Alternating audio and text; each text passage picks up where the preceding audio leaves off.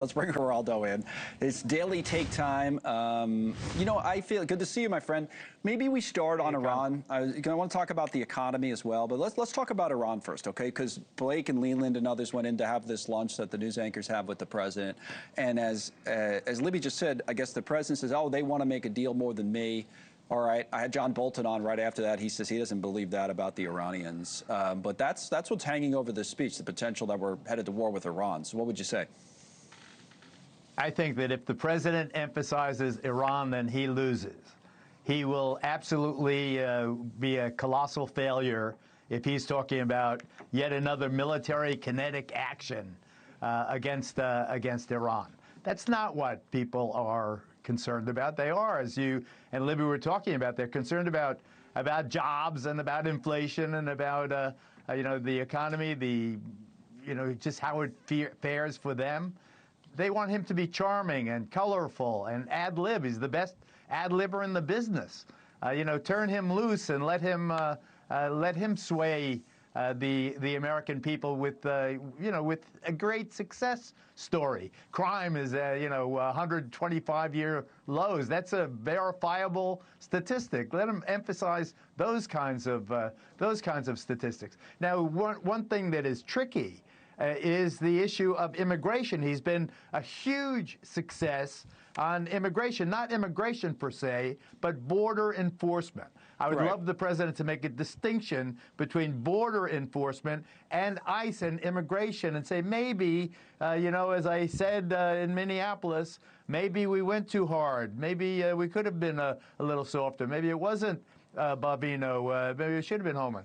I think that there are ways for him to humanize and be entertaining and let the Democrats go off and be woke and have their alternative, get Bad Bunny or whatever it is. And, yeah, they're having two events. Do that thing. Which is some of them are not even going to be there tonight at all. Like they have these two events off campus, one at the mall, one somewhere else. So cheesy. All right. Well, listen, let me show you a couple of numbers because when you bring up issues, it's really interesting. So this first one's just basic, the Trump's approval rating in terms of the average. What I would say is that the analysts, our friends here at DDHQ, were saying this disapproval's right around a second-term high. All right, getting up 56, almost 57%. But you brought up issues. Look at this list, all down the issues. Happens to be an ABC poll. None of these numbers are great. Now, I will say, to your point, Geraldo, southern border, right side of the screen, 47%, is higher than immigration over to the left at 40%, immigration in general. So there is a distinction in the voters' minds, and you're talking about the president drawing a similar distinction. Absolutely. Celebrate the things that keep us together. E pluribus unum. What out of many one. Celebrate the successes.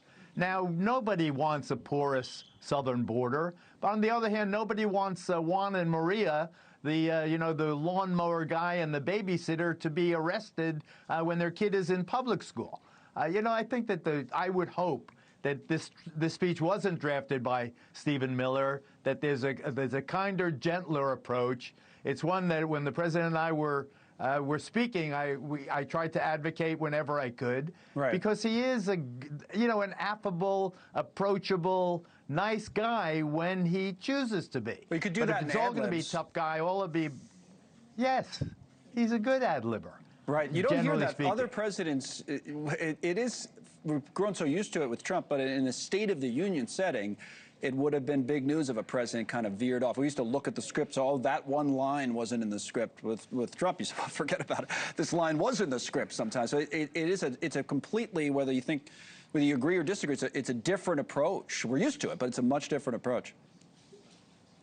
No, if the Democrats give him the opportunity, and they surely will, someone else yell, or Al Green will wave his cane. His cane, right? Again, I don't even know if Al's still around. But things will happen that he will respond to in a way that is affable and charming. I would hope, rather than angry. They don't want angry. We've had enough of angry.